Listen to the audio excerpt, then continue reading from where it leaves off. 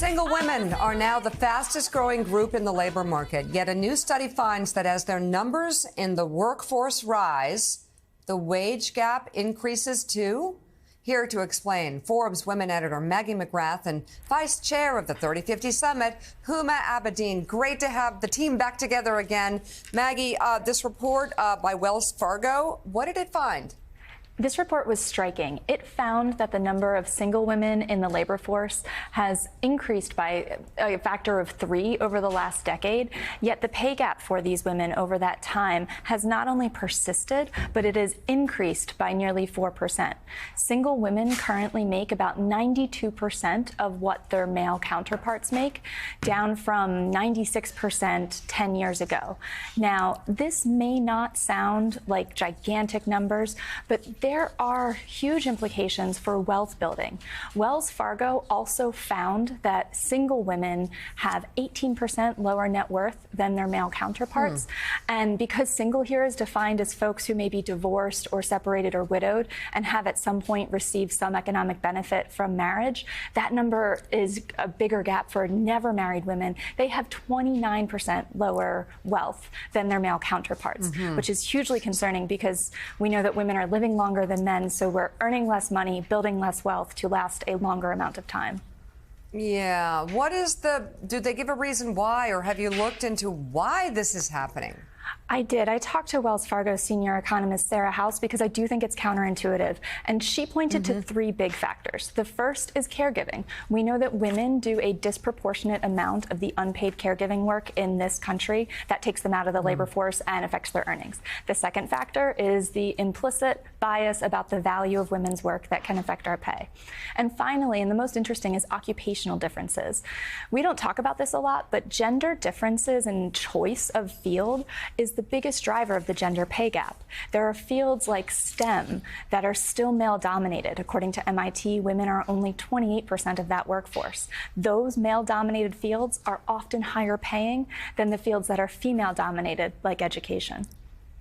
So, Huma, you worked for many years with Hillary Clinton, who's always been a strong proponent of closing the wage gap, looking for stricter transparency laws to ensure women and men are paid equally for the same job. Is there anything more that can be done from a policy perspective? Well, I think of the many forms of discrimination women have faced in this country, one of them is not being paid equally for equal work. I would say there are 3 things we should be doing. The first is updating and strengthening current laws that exist. It has been illegal since 1963 to not pay women the same amount that they pay men. 2009, we had the Lilly Ledbetter Fair Pay Act. And just last month, Congress introduced legislation that strengthened that 1963 law to ensure that employers are held accountable and that women have an avenue for gender discrimination in the workplace. The second thing is transparency. Women need to know what a job pays. And, you know, we know that women tend to undervalue themselves as it is. So to go into a workspace and understand what your colleagues are being paid and having those conversations is important. And the third thing is the cultural. We need cultural change. You know, not all business is done in the workspace. How many men go and do deals on the golf course or at ball games? And so how women network, how we are together, supporting each other, I think between these 3 things, that's how we push the ball forward in ensuring equal pay for women. You know, equal pay is such a key issue at the 3050 Summit, which, of course, you both are on the team creating. It was now 2nd annual. We have a 3rd coming up next March.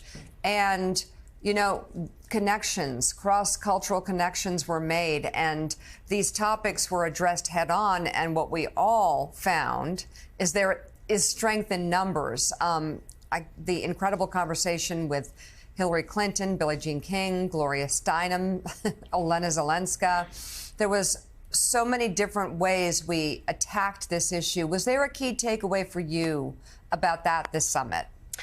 Absolutely. You have these 3 women who have made us loud and uncomfortable for decades about issues including equal pay. And the fact that we went into that conference, as you'll remember, Mika, with the UN report saying that at the current rate, it'll take 257 years for there to be gender equity around the world. It is urgent work. And the fact that they're showing up for decades, showing us that it's important to continue having these conversations. And by the way, my biggest takeaway was the importance of things like the summit we did. Because what was that? That was mentoring and networking. You are taking a group of women who have figured it out and put them together with a group of women who are trying to figure it out, sharing the values of experience, of confidence. And, you know, the work is now more urgent than ever, which is why, you know, all of us who were there are so committed, and we continue and we will remain to be. So it really is urgent. Maggie, at the summit, of course, we had the honorees from the Forbes 50 over 50 list with Know Your Value in attendance. And right now, we're seeking nominations for our next class of women who are proving that success has absolutely no age limit. There's a long runway. So tell us how nominations are going. What do people need to know? So there's a shorter runway to get your nomination in. Our deadline is June 1st. So we're about halfway through. No need to panic. Okay, good. But as I tell people, sooner is better than later, because as we are combing through the nominations, we're looking for stories. We are looking for stories of women who were born in 1972 or earlier, who are stepping into their power in their 50s, 60s, 70s, and 80s. What this means is we're not just looking for people who might have started a company at 30 and have been doing the same thing for the next 30 years. We want to see people who maybe started something new at 64 and took it public a few years later, who broke a glass ceiling by becoming a first in her industry. And we are looking across all sectors of work. So I mentioned STEM and education earlier, but arts and math and music and anything you can think of. And above all, I want to make this very clear, we don't repeat people on this list. Once you're on the list, you're always a part of the community. So we're looking for a whole new class of women, which means that if you didn't make the list in 2021 or 2022, now is your chance to try again. Tell us what's new, tell us how your business has grown, and you have a really good shot of making it this year. And if you were rejected because you were 49 and not 50 yet, you can try again now that you're 50, because we had that happen too.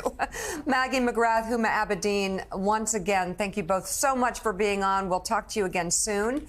To get more details about our next 50 over 50 list or to submit a nomination, head over to Forbes.com or KnowYourValue.com.